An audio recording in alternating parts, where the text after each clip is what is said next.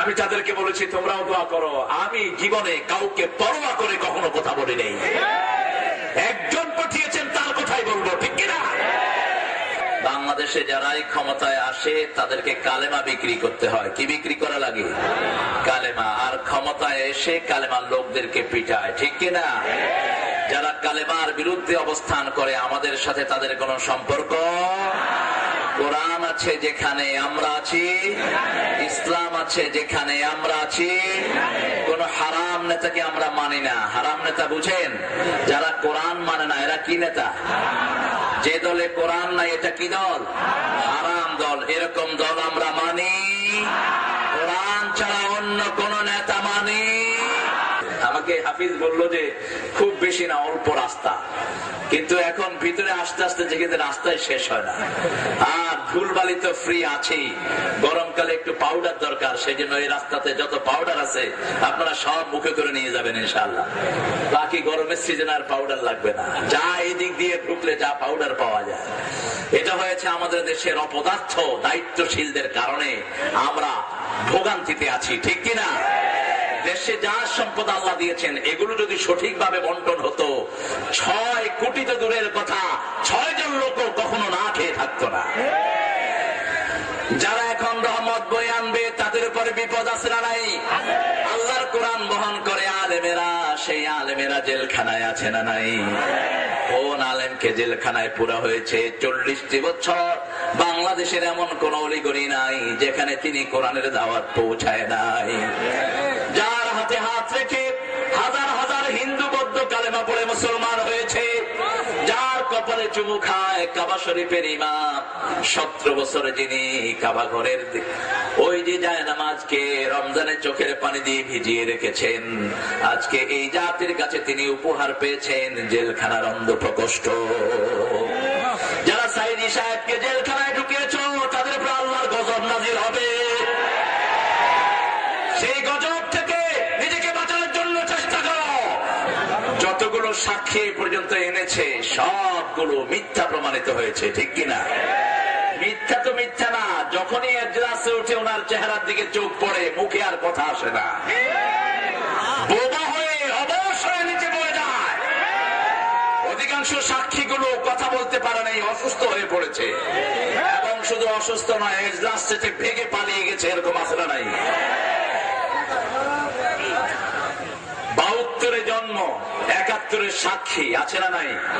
মুরগি চোর, কুত্তা চোর, বিলাই চোর, যৌতুক চোর আছে না নাই?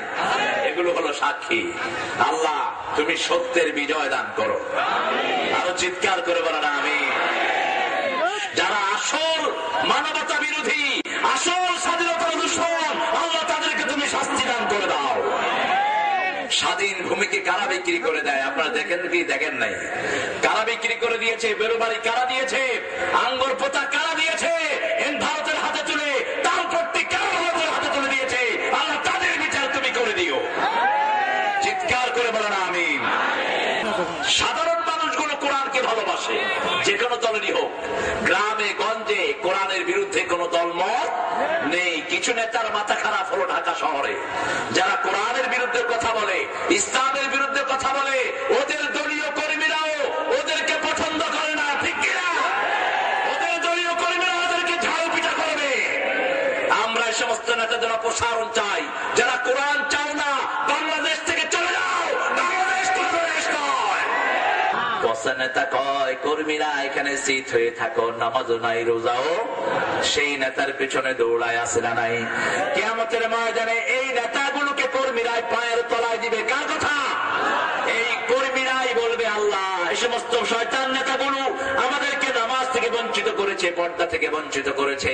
রাব্বানা পড়েন, রাব্বানা আরিনাল্লাযীনা আযাল্লানা মিনাল জিন্নি ওয়াল ইনস নাজআলহুমা তাহতা আকদামিনা লিয়াকুনা মিনাল আসফালিন। এখন আমরা কালেমা না বুঝার কারণে কালেমা পড়ে ভিক্ষাও করি, ঠিক না ঠিক? কালেমা পড়ে আবার বিভিন্ন ইসলাম বিরোধী দল কথা কন না কেন দল করি, কালেমা পড়ি আবার মুশরিকের পিছনেও লাইন ধরি, কালেমা পড়ি আবার মুশরিক বিসমিল্লাহর ব্যাপারে ফতোয়া দেয়, সেই কথাও আমরা শুনি। নামাজে পড়ি ওমা আনা মিনাল মুশরিকিন, মুশরিকের সাথে আমার কোনো সম্পর্ক, কোরআন হাদিস পড়বে না। এই আইন কি আপনারা মানেন? আমরা আমাদের বাচ্চাগুলো যে সমস্ত স্কুলগুলোতে যায়, আজকে গিয়ে স্কুলের টিচারদেরকে বলবেন, হয় সে এনজিও টিচার হোক, সে এনজিও স্কুল, বলবেন 1 ঘন্টা কোরআন শিক্ষা দিবা, যদি শিক্ষা দিতে না পারো স্কুলে তালা ঝুলিয়ে দেন। স্কুলগুলো আমরা চলতে দেব কারণ আজকে বহু ছেলে আমাদের দেশে তৈরি হচ্ছে, বাপ মারা যায় ইন্নালিল্লাহ পড়তে পারে না, ঠিক না ঠিক? যেমন ঢাকাতে 2 জন সাংবাদিক মারা গেলেন গত রমজানে। সাংবাদিক মারা যাওয়ার পর সাংবাদিকের ছেলের কাছে অন্য সাংবাদিকেরা মাইক নিয়ে গেছে, তোমার আব্বা তো মারা গেছে, তুমি কি বলবা? ছেলেটা বলছে, my dad died, my dad died, মানে আমার আব্বা মারা গেছে। উনি এখন বাংলা বলতে পারছেন না, বাংলাদেশের বাঙালি ছেলে। 21শে ফেব্রুয়ারির জন্য কি মহব্বত, সময়টা হলো ইংরেজি 21শে ফেব্রুয়ারি, অথচ দিবসটা হলো বাংলা দিবস, ঠিক কিনা? সাংবাদিক জিজ্ঞেস করলো, তুমি কি দোয়া পড়বা? সে বলছে, হোয়াট টাইপ অফ দোয়া should I say? I don't know any দোয়া, আমি কোন দোয়া টোয়া কিচ্ছু পারি না। কিসের দোয়া করবো? আমার আব্বা মরে গেছে, শেষ। তার ওয়াইফের কাছে সাংবাদিকরা মাইক ধরলো, বললো যে আপনার জামাই তো মারা গেছে, আপনি কি বলবেন?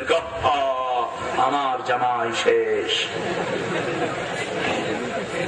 ভাইদের কাছে বললো, ভাইয়েরা বললো ও শেষ। 2টি লাশকে নিয়ে শহীদ মিনারে রাখা হলো। শহীদ মিনারে যারা যায় তাদের মুখে কি আল্লাহর নাম থাকে? তারা হলো সব ভদ্রলোক, চুপচাপ শহীদ মিনারে যায়, সবাই লাশ দেখতেছে আর বলছে, ও লাশ মারা গেছে না, ও মারা গেছে, মারা গেছে। কালেমা পড়ার পরে যিনি নামাজ পড়েন না তিনি মুরতাদ। তিনি কি?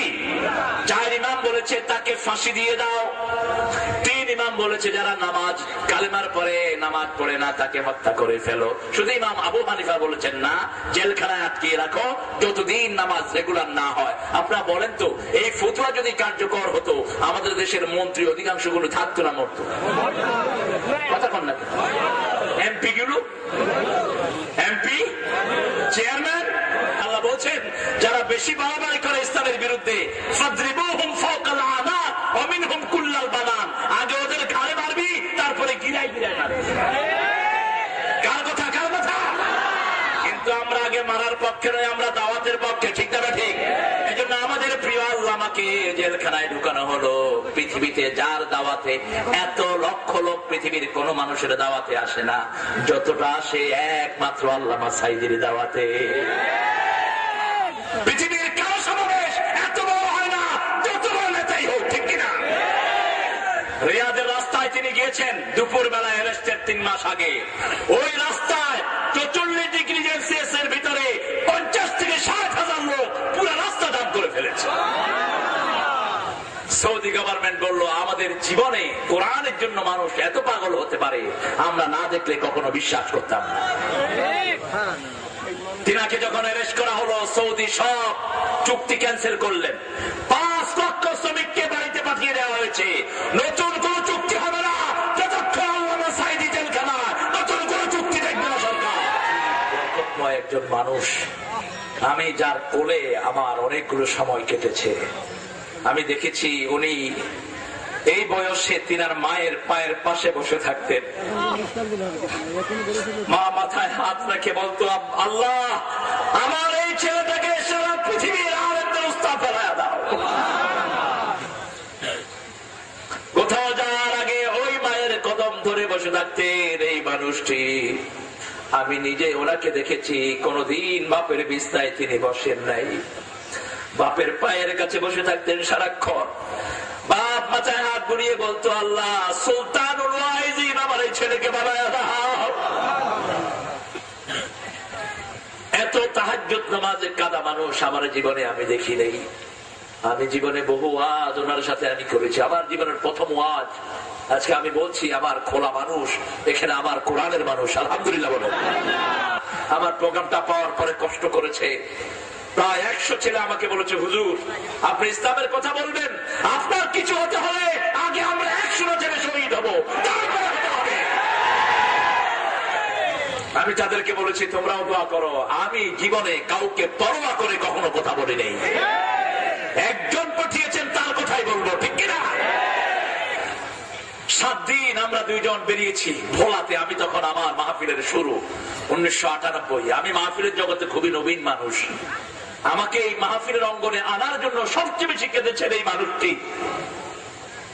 ইংল্যান্ডে আমি জুমার নামাজ পড়াতাম, তিনি আমার মসজিদে গিয়ে আমার হাত ধরে কাঁদছেন আর বলছেন, বাবা এখানে অনেক খ্রিস্টান তোমার দাওয়াতে মুসলমান হচ্ছে, আমি খুশি, কিন্তু আমার দেশে লক্ষ লক্ষ মুসলমান খ্রিস্টান হয়ে যাচ্ছে, তাদেরকে কোরআনের দিকে আনতে হবে।